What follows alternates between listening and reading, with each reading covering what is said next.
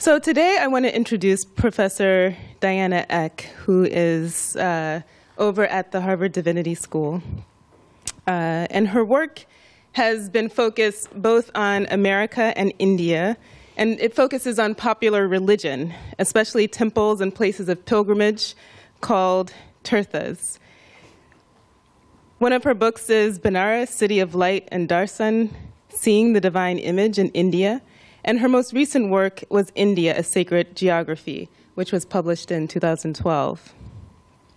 Here in the United States, her work focuses on the challenges of religious pluralism in a multi-religious society.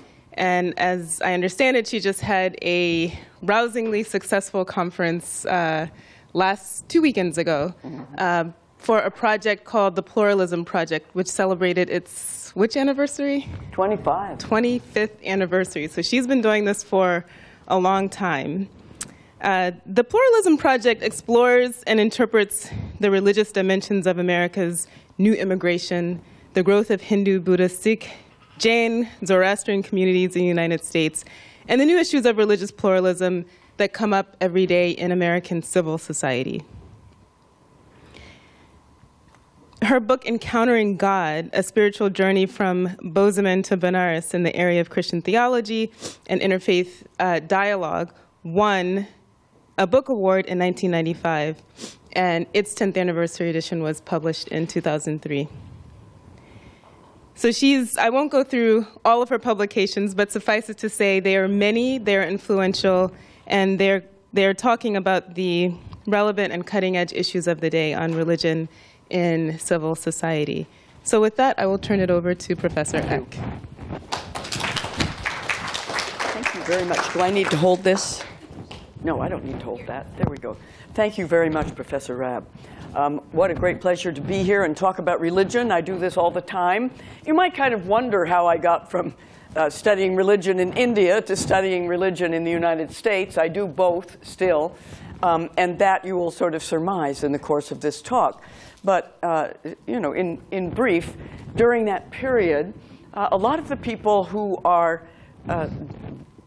part of the religious communities of India immigrated to the United States. And suddenly, there was a research field here that nobody was really studying. But I see that this is as a part of a series on various aspects of diversity, beginning with racial diversity and issues in America. And certainly, I'm here to represent something of the religious diversity.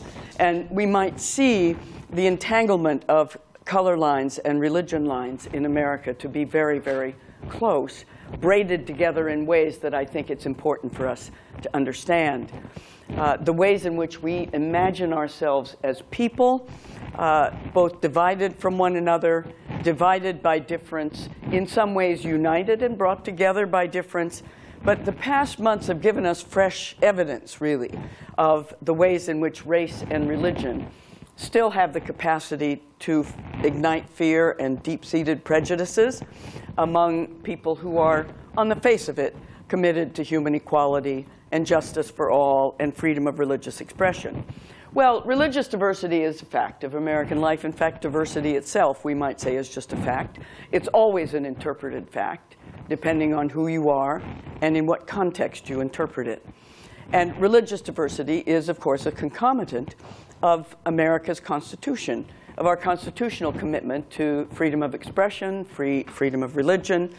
And we know perfectly well that the people who came here and first touted religious freedom, the Pilgrims and the Puritans who were seeking religious freedom from some of the intolerance of their societies in Europe, but they were thinking pretty much of religious freedom for themselves.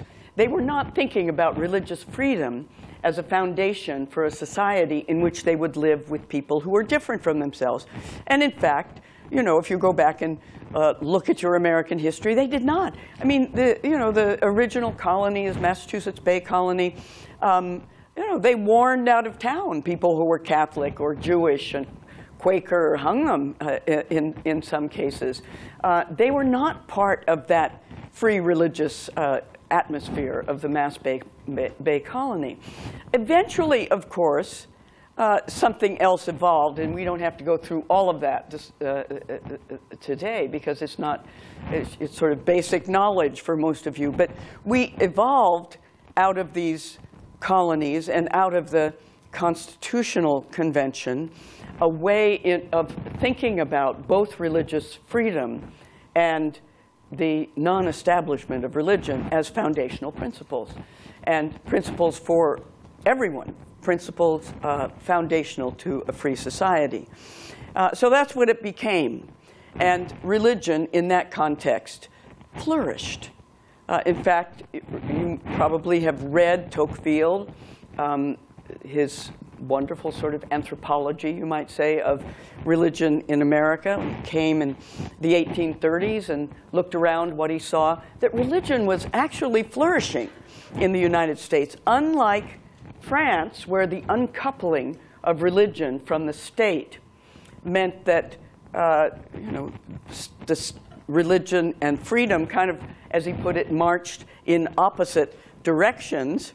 Liberté marched in a different direction from religion, and France became, as it to some extent is today, a very exclusively secular society. And some might say a fundamentalistly secular society. But in the United States, it was different. Here, the uncoupling of religion from the state actually created a kind of free market in religion, which produced American denominationalism, something that is astonishing to people in Europe or even in Canada. The fact that we have so many different kinds of Baptists and Presbyterians, if you don't like what they're doing, you just found your own church. So the kind of free market of religion that meant that religion flourished in ways that it still flourishes today, even with the rise of a more uncommitted generation in respect of religious belonging. We know, of course, that religious freedom had a very rocky history. The expansion of diversity in America is entwined with our immigration history, and we need to look at that square on.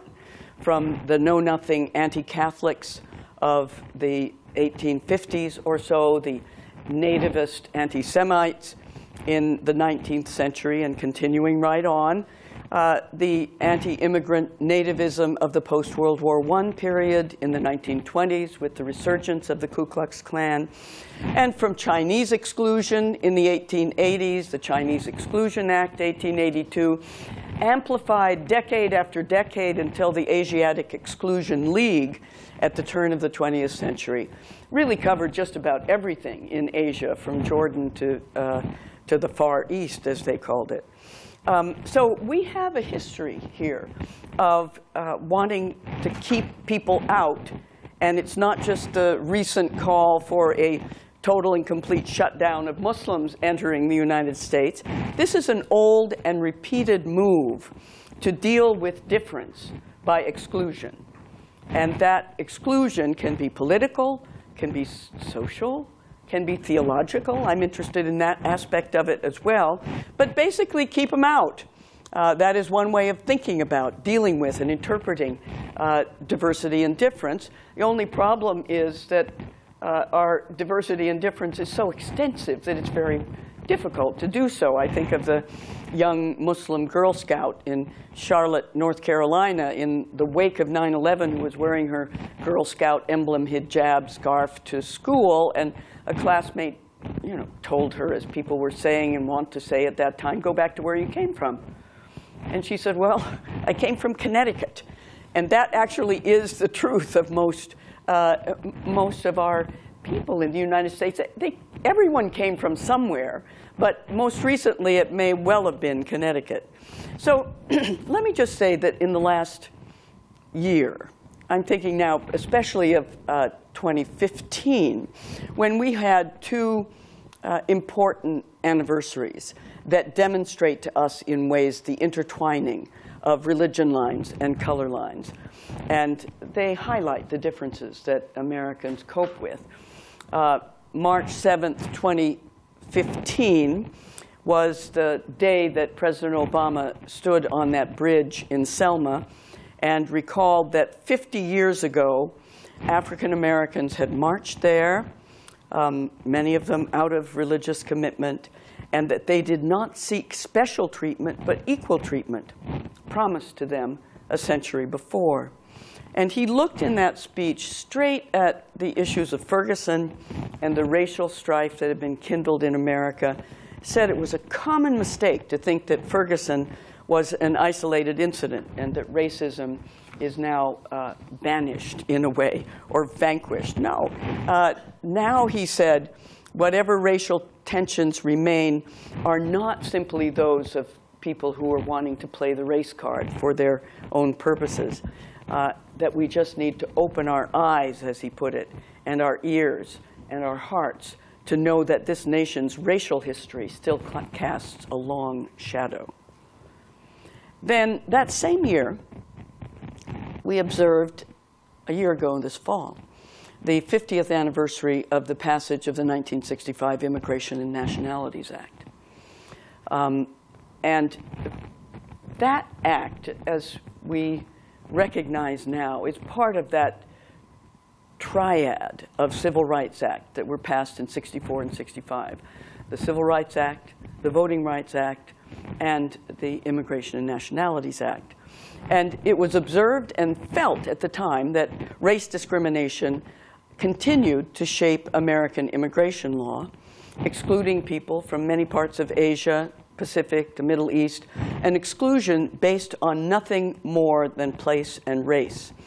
And Robert Kennedy, who was Attorney General during those first years of the Kennedy administration, observed that we could not be working to eliminate race discrimination from every aspect of our national life, every legal aspect of our national life, and still have it as the cornerstone of our immigration policy, which it was.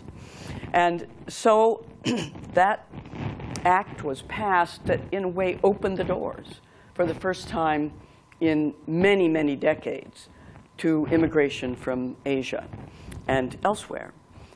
When that was signed into law at the base of the Statue of Liberty by Lyndon Johnson in 1965, he said, in effect, this law will not significantly change anything about America's wealth or our society, but it was to right an enduring wrong in the conduct of the American nation. Now, he was right about that, about righting an enduring wrong in the conduct of the American nation. He couldn't have been wronger about the rest of it, how much it would bring new energies of change with the religious and ethnic and cultural diversity. And everything from the economic boom of the Silicon Valley to MIT, this has changed America radically in the demographics that it has brought to the United States, in the religious and cultural and ethnic diversity it's brought to the United States. And I was a young student. I was in India when that was being passed, and in many of the years after, people talked about it from the standpoint of India as the brain drain. All of those doctors and engineers lining up to get their green cards to go to the United States. And many of them did. And many of them are still here. And it was a kind of a brain drain, but I must say I never thought of what it would mean for the United States until the children of the new immigration came to college. And they came to college, most of them 1989, 1990, 1991. I have the advantage of having been here long enough that I've seen the demographic change of the United States. I began having students in my own classes who were not foreign students from India or Pakistan or some other part of the world. They had grown up in the United States. They had gone to Hindu summer camp in the Poconos. They had gone to Muslim youth leadership camps sponsored by the Islamic Society of North America. They'd gone to Sikh summer camps. They were very much part of a wave of people who changed the demographics of Harvard. We don't need to look very far to see how radically Harvard has changed in these years with the ethnic and social and religious diversity that celebrates Hindu, festivals and has iftar meals in Wasserstein Hall, etc. So that was really the genesis of the Pluralism Project, to set out to document that change, to look at what was happening in Boston, for students to do kind of frontline research on what was happening in their own towns, in Minneapolis, etc., and to interpret what this means as America comes to grips with a much more multi-religious, complex reality. So both the racial and religious landscapes of America have changed. And new immigrants coming from all over the world have not only brought their ethnic backgrounds and cultures, they have brought their images of the Bodhisattva Guanyin, of the Virgin of Guadalupe, of their prayer practices, their pujas. They have brought all of this, in addition to their economic dreams, to the United States. And they have built mosques and Islamic centers across this country by the hundreds and hundreds and hundreds, from the ISBCC here in the heart of Boston in Roxbury to the cornfields of Toledo to the West Coast, and Hindu temples, landmark Hindu temples, and Hispanic and Vietnamese churches, and 1,000 different kinds of Buddhist communities who came not only with the new immigration, but as refugees from the American war in Southeast Asia, Cambodian, Vietnamese, etc. So these people have also discovered the leverage that religion has in American life. A religion is a privileged category. They have developed organizations that are part of the sort of advocacy network. They have developed things like the Muslim Public Affairs Council, the Islamic Society of North America, the Sikh Coalition, the Hindu American Foundation, that have as their task to sort of advocate, as the National Council of Churches or the Council of Catholic Bishops or the ADL or some of the Jewish organizations, to advocate for themselves and their co-religionists in Washington. Many of these people do not choose to identify religiously. They had it up to here with religion in the place wherever they came from, and are happy to be in a country in which they do not have to be religious at all. But the racial diversity of these new immigrants has made the color lines of America much more complex. And at the same time, it has magnified the religious diversity of America. And both of these are important in the growing pluribus, you might say, of America. As Arthur Schlesinger would put it, too much pluribus these days and not enough unum. But President Obama has actually steered into this, I think, actually not the first one, but perhaps most eloquently, rhetorically, in his first inaugural address, by calling America a patchwork people and saying, we are a nation of Christians and Muslims, Jews and Hindus and non-believers, shaped by every language and culture and drawn from every end of this earth. And that is a fact. It also is a huge challenge, and it's one that the nation continues to wrestle with year after year. And many of these new Americans have their own firsthand experiences of discrimination and of prejudice, amplified, of course, by the post-9/11 climate. But we know that immediately after 9/11, if we think 15 years back, not so very long into that time, Muslims, Sikhs, Hindus, Arab Americans, South Asian Americans, all were sort of tangled in the imaginary of white middle America, a Gujarati grocery store not far from here in Somerset, Massachusetts, firebombed, a Hindu pizza delivery man in New Bedford beaten viciously because his assailants thought he was a Muslim, a Sikh planting flowers around his gas station in Mesa, Arizona, mistaken, shot and killed because his murderer thought he was some sort of turbaned affiliate of Osama bin Laden. An Egyptian Coptic Christian merchant in his grocery store in Texas killed. A Pakistani murdered as well. I mean, the difference seemed simply to be marked in a seemingly random way by skin color, difference in name, dress, groceries, you have it. And the Christian right at that point launched into a powerful anti-Islamic offensive with public and insulting remarks about the Prophet, the Quran, the Islamic faith, just at the same time as Islamic centers were holding open houses to try to invite people, as our Islamic center down on Prospect Street did here in Cambridge, to invite people to come and learn a little more about Islam.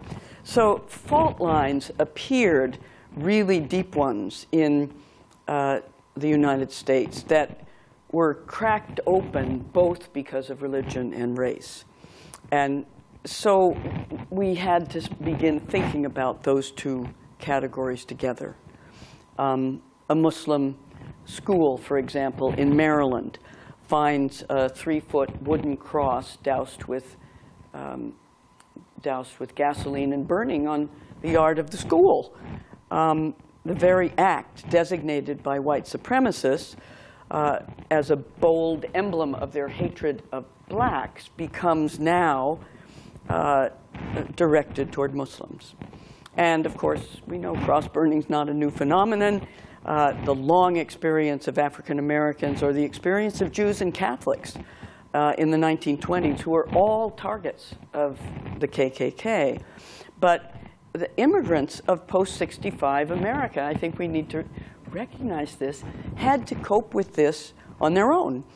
This was a fresh form of homegrown terrorism that most of them were unfamiliar with. I think of the Vietnamese Buddhist who had a small church in Dallas, little sort of community, and found a cross burning in his lawn one day of a small Buddhist temple, unaware of how to interpret this. But I think we have seen this through these years. Hindus in New Jersey, for example, moving into a neighborhood in Sayreville, New Jersey, and finding KKK and Get Out Hindus scrawled on their temple. Or you know, a Hindu temple in Phoenix just 2 summers ago with that same emblem of anti-racial hatred. So if you look at the record of hate crimes in the context of race and religion and the sort of braiding of these two, we see many, many, many instances in which it's very, very difficult to say. I mean, the burning of a cross at a mosque is probably not about race, but about Islam. The burning of a cross at a black church is probably not about religion, but about race. And the arson at an African-American mosque in Springfield, Illinois, is very likely about both. But the complexity of religion lines and color lines in this new America is something to which we need to attend. So I want to take the risk of, you know, going to one of our old and very, very admired black writers, James Baldwin, who in Notes of a Native Son has some penetrating reflections on the relation between America's moral vision and its racial experience. Now, he's writing from Paris in the 1950s. He notes that America's propensity to paint moral issues in glaring black and white, we certainly can recognize that even today, and he contends that this moral simplicity of thought is rooted in the battle waged by white Americans to maintain themselves and black men in a human separation which cannot be bridged. And any such view, he says, is dangerously inaccurate For the real world does not fall into black and white pieces. This way of thinking, he says, protects our moral high-mindedness at the terrible expense of weakening our grasp on reality. Now, think about that. I invite you to comment on that later. We get a chance to ask questions. But moral high-mindedness, cast in black and white, completely out of touch with the complex realities of the world, that offers us food for thought as we consider the dilemmas of diversity in America today, and also as we think about this polarization of our nation with so many issues cast in this sort of black and white language, and each side sort of scrambling for what they feel to be the moral high ground. And he writes at the end of this, he says, even when, I don't have it all here, but even when the worst has been said, it must be added that the perpetual challenge posed by this problem is somehow perpetually met. Precisely this black and white experience may prove indispensable for us today because the world is white no longer and will never be white again. And that's how he ends this essay. It's so provocative. And one might wish that he were with us, or someone of his intellectual caliber, with us today to think about this complex racial and religious world we live in now, when we have someone like Richard Rodriguez writing Brown. I write about race in America, he says, in hopes of undermining the notion of race in America, that Brown bleeds through the straight line, unstaunchable, the line separating black and white, for example. Brown confuses.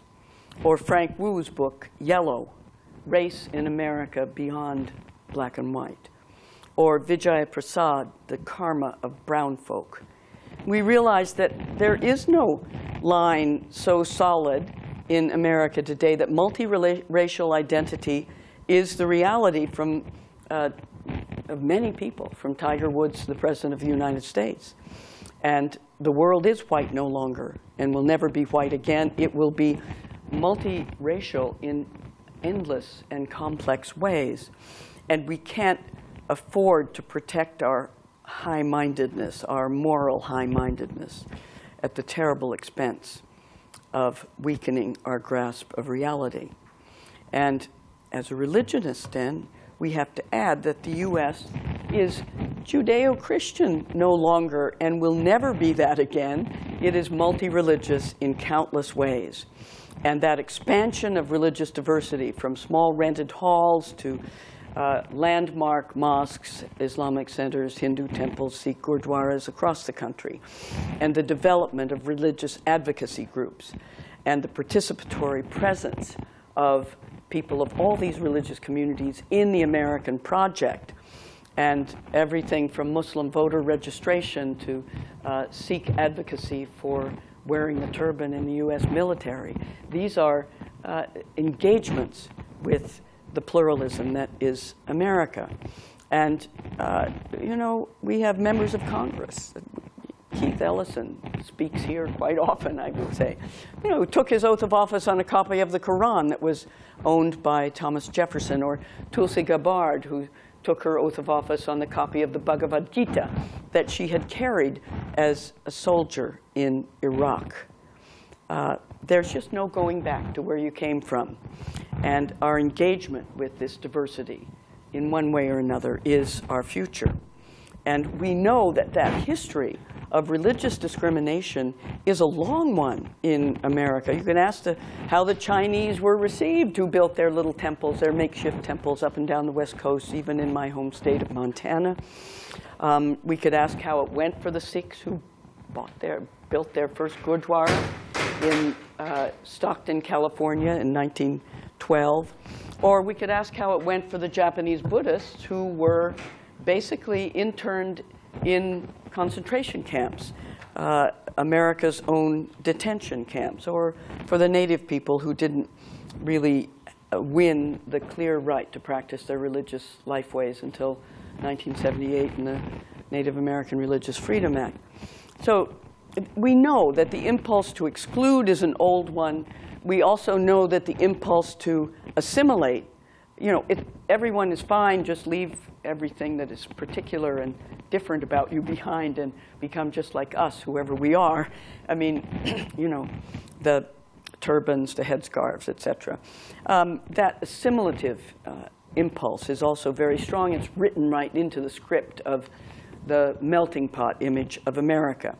But pluralism is more difficult, and that means something quite different. It means the engagement of our diversity, not simply tolerance for religious or ethnic difference, but somehow the recognition that in a society where we live so closely with one another, we actually need to know more. The insistence that ignorance is really at the root of many of the ways in which the cleavages of our society are reckoned. And that it also is not relativism. It means that people come to their social or community or classroom obligations with their complete selves, not leaving behind their commitments, but bringing them into engagement with others. And this is sort of what the Pluralism Project has been studying over these years, both the changing demographics of the United States, the ways in which religious communities have had to change as they became American. If they wanted to raise money, they had to become a 501c3, and they had to have boards of directors and membership lists and things that probably most Thai Buddhist temples had not had before they came to the East Bay and California. So how are these communities changing as they put roots down in the United States? And above all, how is America changing as at every level of our society we wrestle with this? Now, I don't want to look at the big, huge issues like, Chief Justice Roy Moore in Alabama and his, he's now for the second time been suspended from his chief judgeship, first for his 2.5-ton granite 10 Commandments in the Judicial Building in Alabama, and now more recently for his refusal to comply with Obergefell versus Hodges to issue marriage licenses to same-sex couples.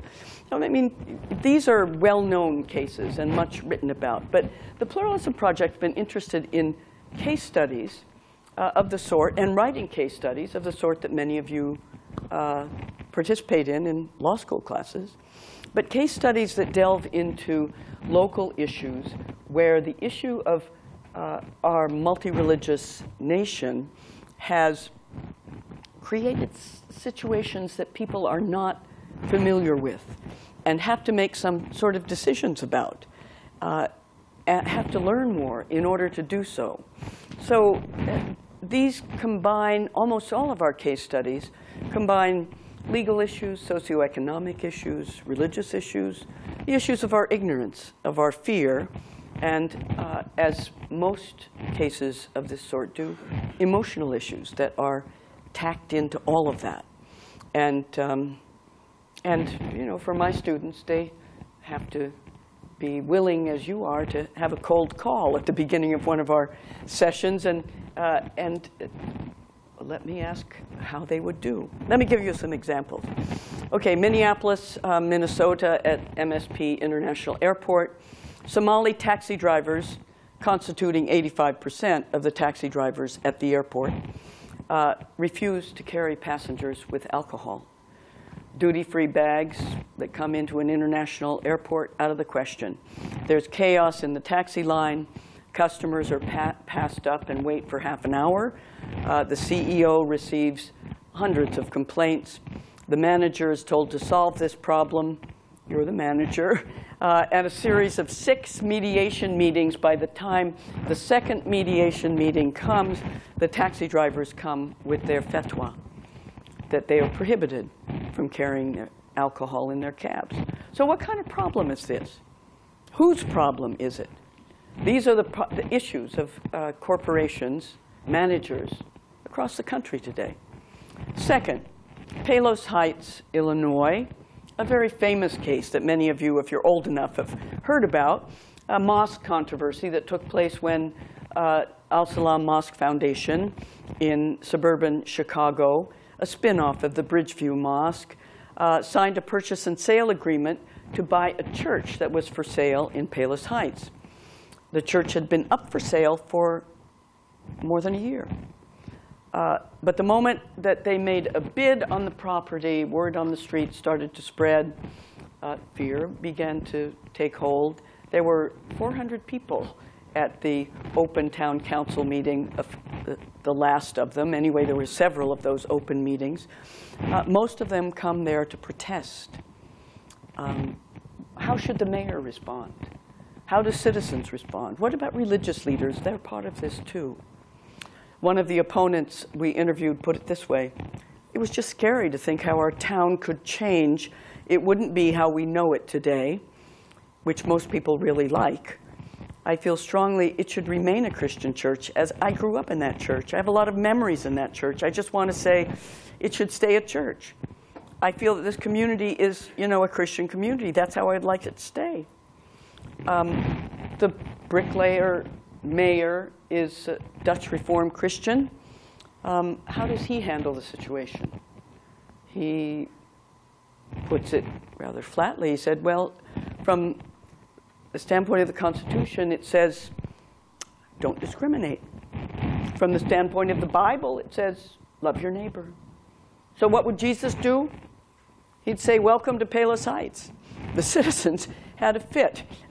So anyway, this is a very complex case. It has lots of different people in it.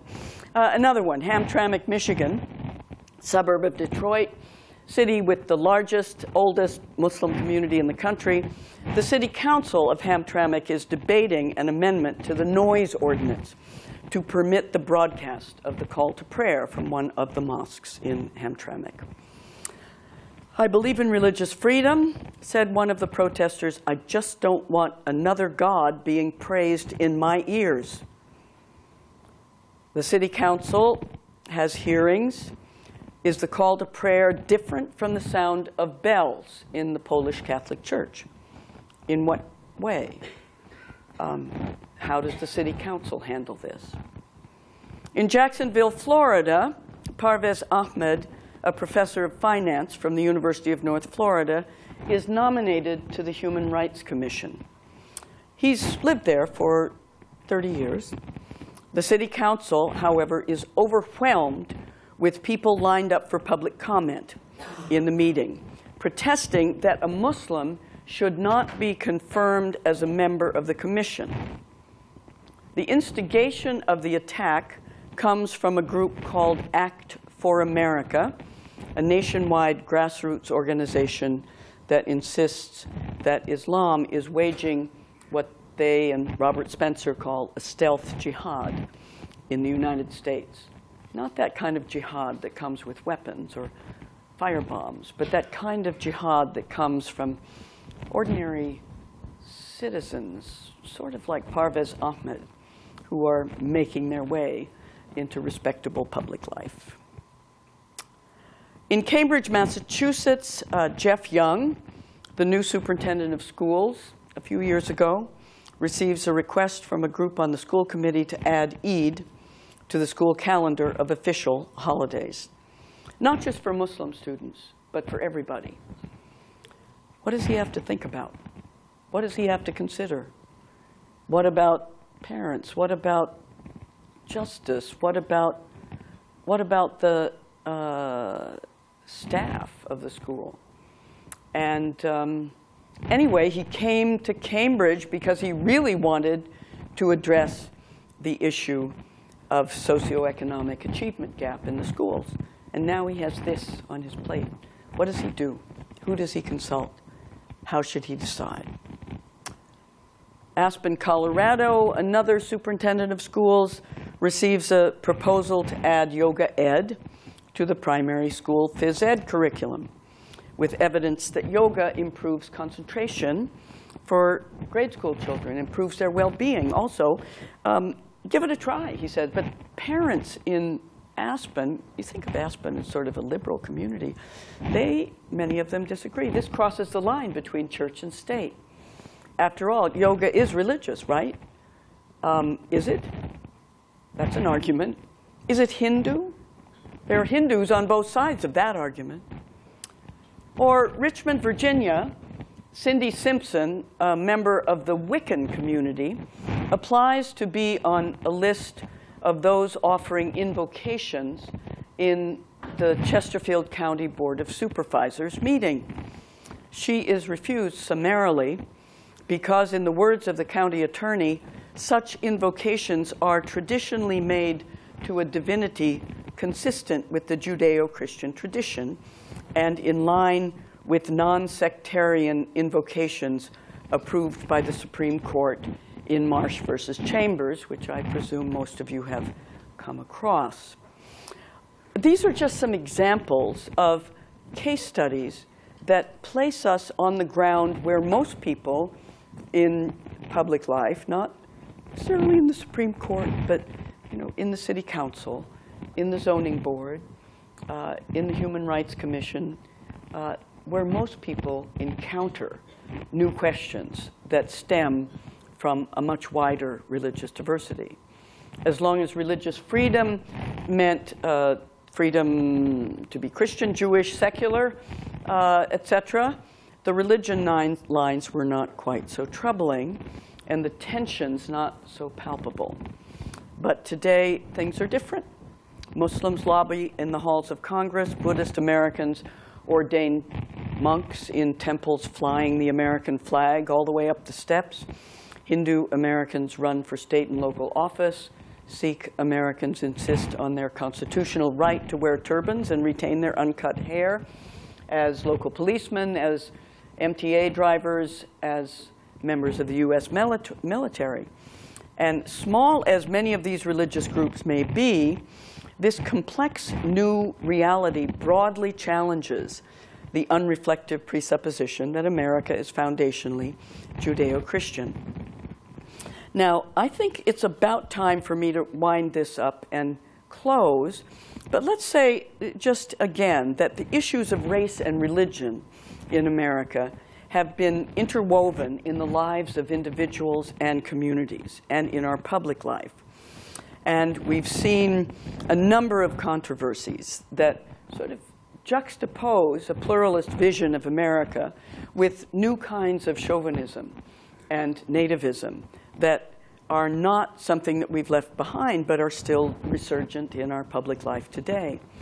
And we have to remember that religion has challenged color lines, very much so, drawing on the vibrant language of faith, as Martin Luther King did in the Civil Rights Movement, and recognizing that the color lines have changed, radically changed American Christianity as well as other things. I mean, the face of Christianity in America has changed so radically with immigration from Central and South America and from Africa. And then, of course, the appeal of Islam has also crossed the color line. Not only has Islam always reached deeply into African American communities, it has begun to attract Latinos as well, with a strong appeal to an ethos of human equality before God. So just going back to that notion of Selma 50 years ago, one of the things I loved most about President Obama's speech on that bridge was his use of the term we. How do we, the people of the United States, construe ourselves? And that really is an ever-present question. He said at the time, the single most powerful word in our democracy is the word we the people, we shall overcome, yes, we can. And that word is owned by no one and belongs to everyone. And what it means, really, is the challenge of the future of our country. So I'm going to stop. We've got some moments left. I love having people ask questions, and now that you've had a white Protestant woman sort of talking about race, feel free to ask them. Yes, Professor Raab. Thank you so much for this presentation. I'm a big fan of the digital humanities world, but this just goes to show how important the in-person presentations are. In part, I say that because I've known for a long time about the Pluralism Project, but this is the first time I think I really get it. You get it, yeah, okay. What it's about and what sort of cases and everyday lived experiences that it collects and tracks, and I'd love to explore more. The question that I have picks up on something that you ended with about the way that religion and race intersect and always have, particularly in the African American community, and spreads outward from there as a symbol or representation of an equality ethos.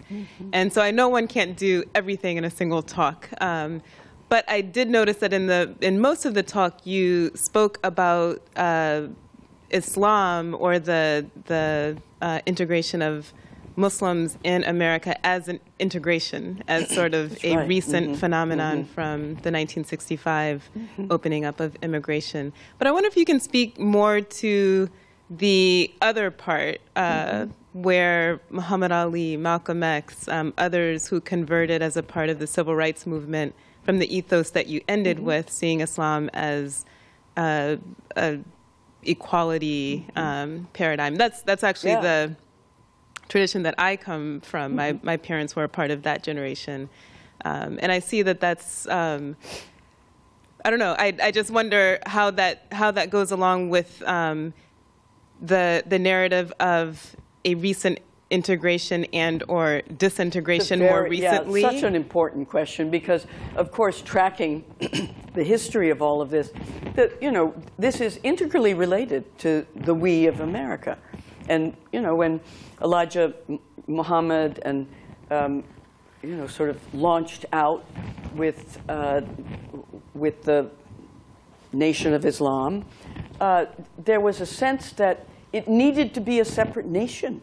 That the issues of race in America were so significant that there was its own nation. And then you have, Malcolm X going to Mecca and saying, race is not over in America, but race is not as important in international Islam. Now, there are people who contested that as well. But then, with W.D. Muhammad, you get a whole sort of turning away from the sort of Nation of Islam toward, the Muslim Journal, which for years then insisted on having the American flag on its masthead, so as to say, yes, we are American. And those tensions are really, I think they're really significant. I'd be interested in your own history in this because, when it comes to thinking about America's sort of first Muslim, chaplain, America's first Muslim anything, really out of the African American tradition, the first Muslim ever to open a session of the U.S. Senate with prayers was Siraj Wahhaj, African American, still very charismatic leader. W.D. Muhammad was the White House's favorite Muslim for a long time. He was always there and always present. And when he spoke here at Harvard, which he did on a number of occasions, was the most sort of stalwart American and Muslim. So what was your experience of this? So small addendum. I don't want to. No, go ahead. We only have 10 minutes, and I don't want to be the only one to ask anything. But I just wanted to ask, from your perspective, do you see these as two different communities or narratives, or do you see in your work that the two have a common narrative despite the very different histories and ethos for which they came? Are they converging? Are they diverging? Are they still going in parallel? I would have to say, to a great extent, they must be converging. My experience is, if anyone studies all of this in Boston, the three smallish African American mosques, Islamic centers, are all sort of in Roxbury and downtown Boston, Mosque for the Praising of Allah, the Nation of Islam, and the Al-Quran, Masjid Al-Quran.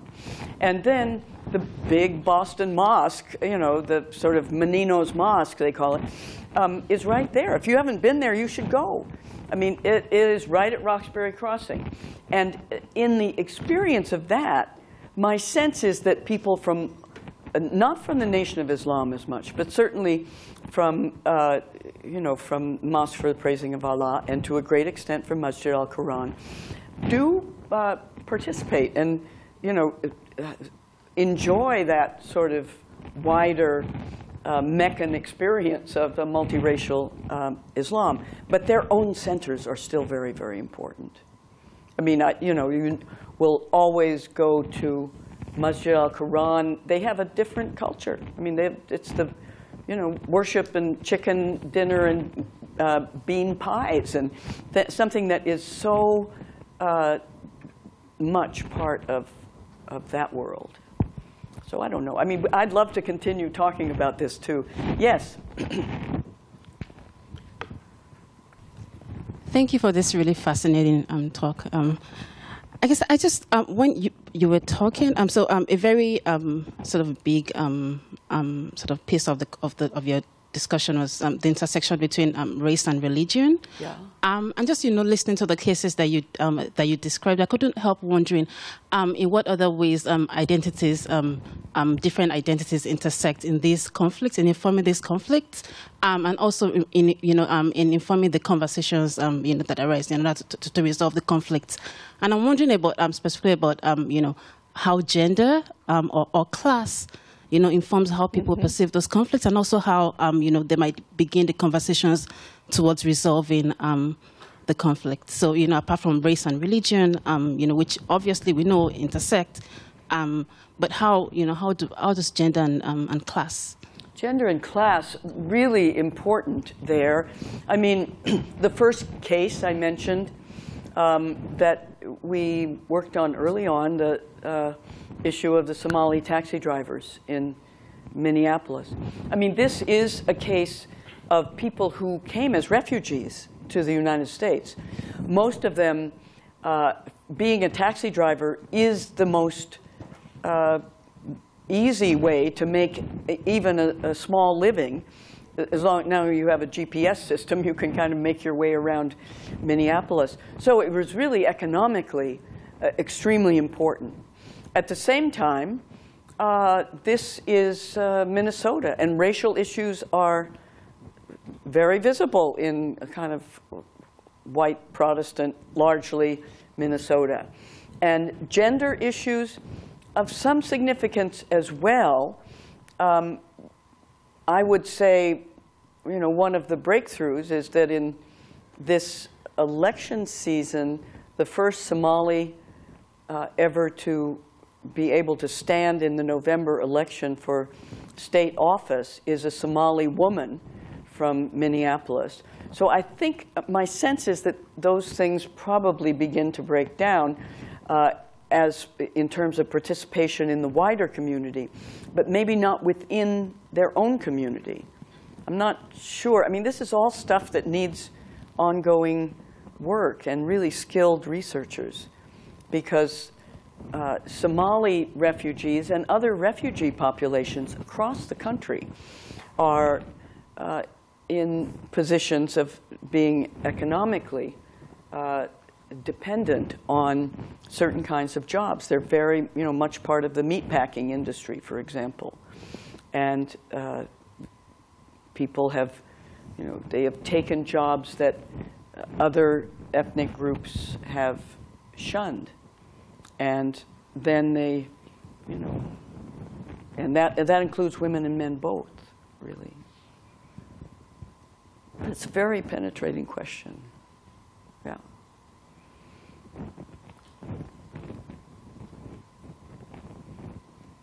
Come on, folks. Religion. All right, last question. Okay. Thanks, Professor Eck, for this fascinating talk. A little louder. Sorry. So I was in Delhi over the summer, and when I was crossing some street near India Gate, I saw a board put up by a Hindutva organization wishing Donald Trump a happy birthday and wishing him success in the U.S. presidential election. You saw this where? In India? Yes, I was in Delhi. And we know there are organizations of Hindu Americans in the U.S. who have like Hindu for Trump, and they had a puja for him actually, which is slightly disturbing. But so could you also comment a bit? I mean, I know you've spoken a lot about the complexity of religion and race lines, but could you also comment on how perhaps immigration and people importing prejudices from back home would also affect religion and racial issues here? This is a really good question. I mean, there is this long bit of sort of history that beyond the first generation, people don't necessarily import what you might call the feuds and vendettas of the old world. So to some extent, your question's a generational one as well. There is no doubt that there are Hindu immigrants in the United States who are largely thinking about the relationship to politics in India, and who have a fairly strong conservative bent. Across the board, the Hindu population of the U.S., according to the, well, see, I'm not a statistician, so I have to go back to Pew, the Religious Research Institute. Hindus, by far the most economically successful group of immigrants, and also the most highly educated. And on the whole, tending to vote Democratic. Now, you know, who knows how this is shifting in recent years with the election of Modi in India, and with the many controversies that come up among Hindus in the United States. I mean, the California state textbook controversy was a very, very, you know, whose Hindu tradition is going to be taught and by whom? And many of my fellow professors are under attack for the ways in which they selectively teach about the Hindu tradition. So this is complicated business. But I think it's no secret that some of the alliances between American Hindu groups and their overseas donations include donations in the support of the sort of Hindutva communities in India. I mean, it's a good, you need to keep a track of this, actually. It would be a very good project for you to think about because, you know, it's a changing landscape there. I will say just one other thing, though, that and I don't think this is simply because, you know, I'm teaching students at Harvard. But, you know, Dorothy and I, my co-faculty dean at Lowell House, we live with 400 students and have for the last 10 plus years. A lot of these issues, this issue of religious and cultural diversity is the sea they swim in. You don't need to convince them that these are issues that need to be addressed. And I think it is likewise true that the sort of feuds and vendettas that animate India and Pakistan and intra-India politics are less attractive to second-generation Americans. And that hopefully has been, that has a little bit, there is some truth in that historically in the United States.